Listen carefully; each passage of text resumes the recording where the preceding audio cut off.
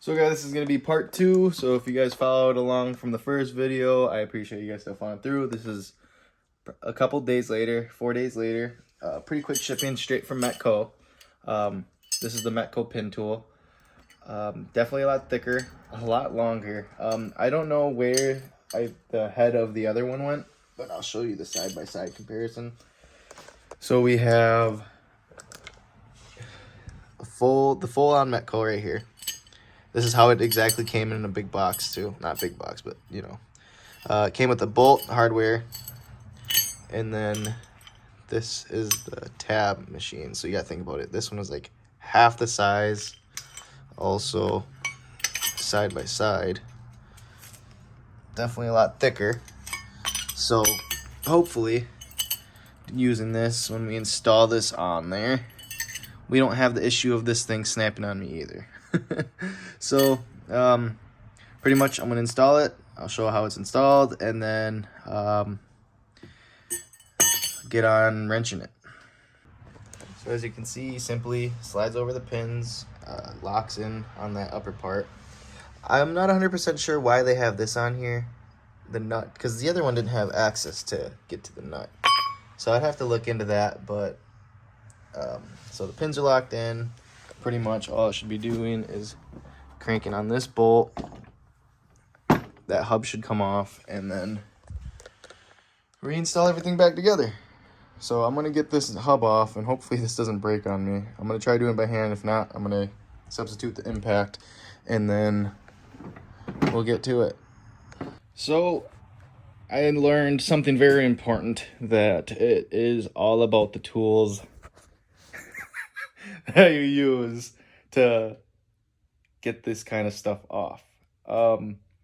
Pretty much I had to go and get my buddy's Milwaukee impact, and all I had to do, I did post a short on it just recently, but all I had to do was that. That's all I had to do, dude. And this Ryobi, now I'm giving you an interview on this because tools are important. You need the proper tools, the right tools that'll get the job done. And clearly Ryobi's like a knockoff Chinese version of Milwaukee. So we got that off.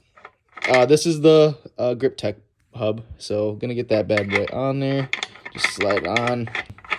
Yeah, that's that. And then it'll be getting this bad boy on, and then we should be all situated and the Griptec is together. And then I will show the torque specs of, I'll do a time lapse of me just putting it back together. I'll pause it to show the orientation of how to put it back together. And then yeah, let's get to getting the Griptec on there and we'll be situated. So you do not need to put Loctite on here. I wasn't speaking for that. I meant Loctite in the hex bolts. And these ones, you only need to torque down to 6 to 8 pounds, something like that. And these are obviously used, so we'll clean off that Loctite off there and add some new Loctite. The hub itself, I've been seeing people say 65 to 70 pounds of torque. So you got an old-fashioned one here, 100 pounds. And then I went in between, I pretty much did 70.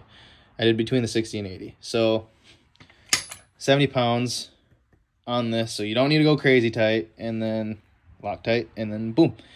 That'll be on. I'll show that once that's situated. Just so you guys can watch and see how it's done. I'm not gonna do it. Oh, that's a little too much. You don't even need that much. You just want a little bit of Loctite on there. Find your hole. Get your bit. You're not going to torque these to spec just yet. You're going to get them all situated and in. Once you got it like nice and snug, next one I'll try and show you how to actually do it. You don't need that much Loctite because it spreads through the threads. Like even that much is fine. Do a baby amount. Grab your bit again and go. Nice and snug, and that is it. So I'm gonna do that all the way around, and then I'll show you me torquing it to spec. So as you can see, this is like an old-fashioned torque wrench. So we only need to do 6-7 pounds, so you barely have to get on it. So each middle dash right here is 10, 20, 30, obviously, and 40. So we got to go in between the big dash and that first dash. So got the T30 back on there. Get it on there. And then I'll try and record this. Hopefully I can even see it on myself. If not, if I can't record this, then I'm sorry, guys. But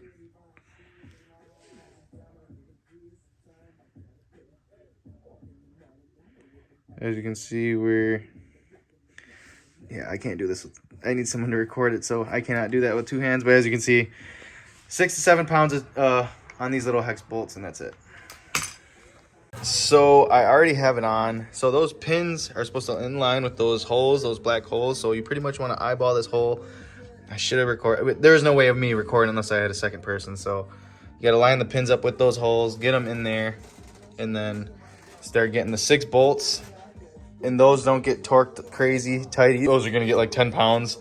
Once that's on, then the snout is on, and then it'll come to dropping the supercharger, and then we'll get the lid on, and then I'll show the orientation of putting this thing back together. But so far, snout back on, get all the sensors and everything plugged back in, lower it, and yeah. So that looks so much better with the Griptec on it than the Metco. The Metco looks kind of, the Metco looks like a poor man pulley if you really look at it, just look wise. This is a 285, this is a 28, so I don't know if there's a big size difference, but just presentation overall, Griptec looks better. And you don't get belt slit. So now that I showed you what I had to do, I'm gonna get the snout back on, and then I'll move on to the lid. I just realized, who would I be if I just put the snout together and didn't show you a step-by-step tutorial? This is literally a how-to, and I'm not doing that, so my apologies. So next thing you do, once you have those bolts on the snout, torque to spec, you're going to want to put this on. Like I said in the first video, if you previously saw it, I ruined my gasket. I didn't ruin it. It still works. We're jerry-rigging, so we're flying with it. But the spacer goes on next. So once you get this on, these are also, you don't even have to go crazy with them. Just do it where it feels nice and hands tight and snug. So I don't want to lose the bolts doing that one-handed. So once I get that on, I'll show you. And boom! So we got the spacer on that goes to the lid. It does go on a specific way. You will see that once you get to that point, because I did. So then after you get this on, then you want to get the sensor on. Don't forget anything, and make sure you plug in all your sensors. Dude, I don't know about this. I don't think that's normal. But you know, that's how it was, so we're just gonna run it. And that's from my oil catch can, so I wonder if it goes the other way. This is stuff I shouldn't even be adding in the video, but we're gonna add it because obviously mine's a little janky. So maybe yours doesn't come out, but mine did. So I guess keep that in mind as well. So now we'll be getting on to the sensor that goes here, and then we'll be working on the way to the lid. We'll drop everything right here, and then yeah. So now that we have this top spacer on, we have all the bolts holding the snout in place. We got the pulley fully installed, as you can see. So just imagine how fast that's got to go to work properly. So as you can see now, oh, there goes the camera. Now and I don't have 0.5, so my apologies. So this is what you guys got to do with. So now it's coming down to lowering it. So we're going to remove these blocks, as you can see, and then we will set it down. Make sure you don't crush any of your sensors, anything like that could be underneath. Also, don't keep in mind, like, maybe you could use something else to wedge this up, not as tall, because you got to think about your injectors. Like, it's not too bad, but you can make them tight, and it kind of makes you resist. So we're gonna drop this. A little nervous. So pick up. Oh, okay, this thing's heavy. Oh, there goes my spacer. So the spacer is gotta, that's probably gonna make everything a lot harder. Not gonna lie to you. But pretty much line everything up. Get this other one out of the way. Come down on it.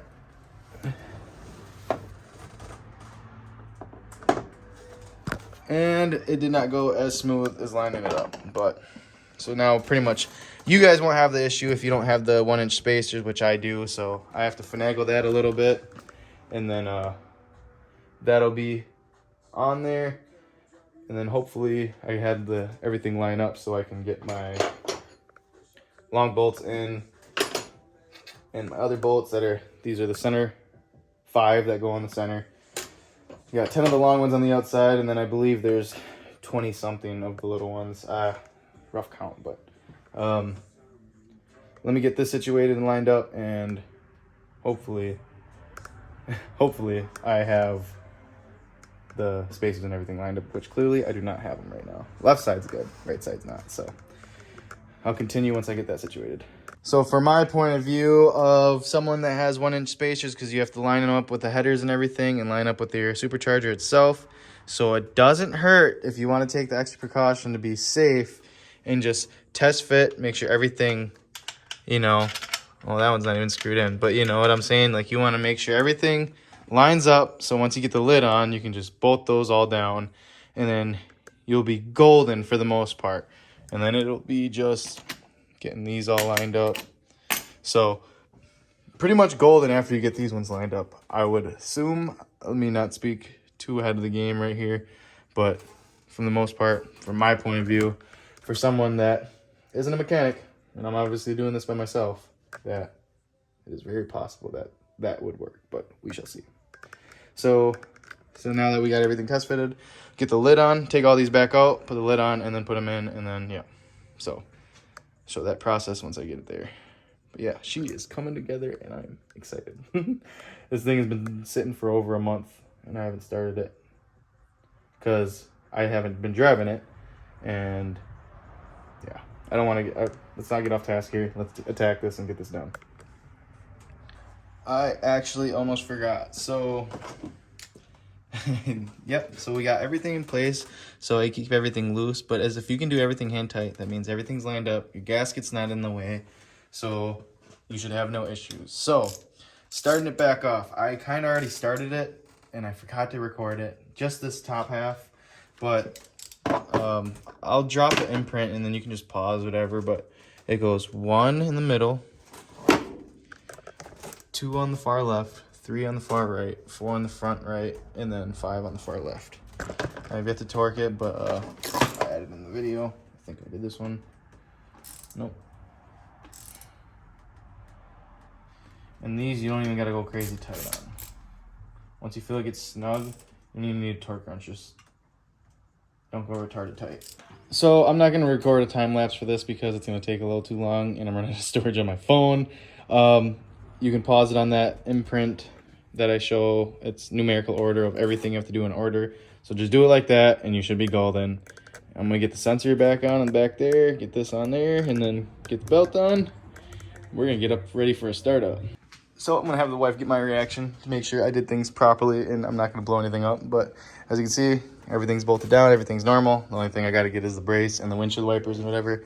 But hopefully once I start it up, it doesn't die or blow up. I don't want to be on camera. Oh, okay. Okay. No paparazzi, please. Get inside. So the car hasn't been started in probably like roughly 2 weeks because cold weather. And on top of that, it's been down. So if something flies at you, Oh, why me? be careful.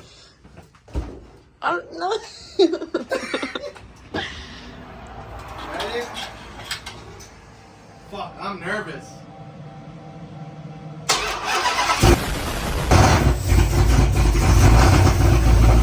Hold up.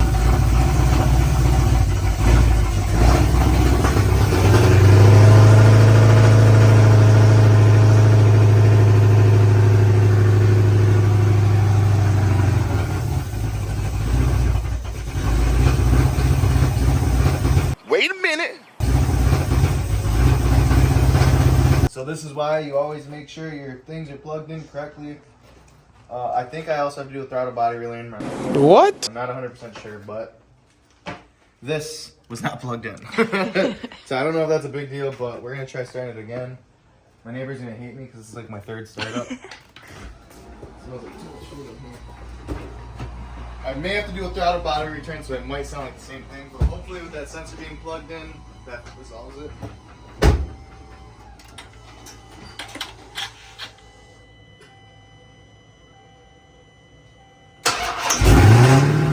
Come on now, dog.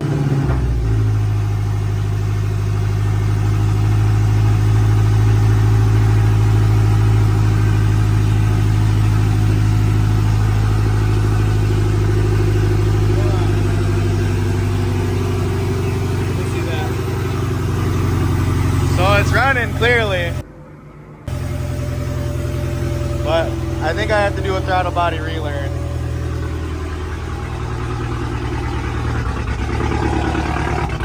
Something ain't right. Yep. We do have to, but as you can see, sounds like an intake leak too. Okay. Well, figure this out, but I got her situated. It's running at least, and whew, that's strong. Yeah, there's something I missed. I had to have, but figure it out here in a little bit. No, I'll figure it out here in a little bit. So we are back at it. This is a couple days from now because it was something so small and simple. I'm sure I'm gonna show you this now, and if you go back and rewatch the video, you'll see what was making my car putt and sound funny. Excuse the startup, it's gonna be loud as shit. Not so bad. Not so bad of a startup. But as you can see, my car is running perfectly fine. So, I didn't have this plugged in to the snout, so that's why it was making a funny putt noise. I still gotta put the brace and everything on. But as you can see, I don't know why I tried shutting that. As you can see, it runs perfectly fine. I did drive it already. I'll probably get a point of view drive with the new Griptec pulley and all that. But as you can see, it's not as choppy as it was, but that's all I'm gonna do for now. Ugh. So that is pretty much gonna be it for swapping the pulley on a Hellcat. And if you made it to the end of this video, Griptec is the way to go. It still makes that chirp, somewhat belt slip, but it's honestly not as bad as the Metco pulley. So yeah, now if you're on the second part, yeah, obviously now you will be able to do pulley, an upper pulley on a Hellcat. And I know it's a swap, but same thing. So I hope you guys enjoyed it. Make sure you have the proper tools to do everything correctly, so you don't struggle like I did.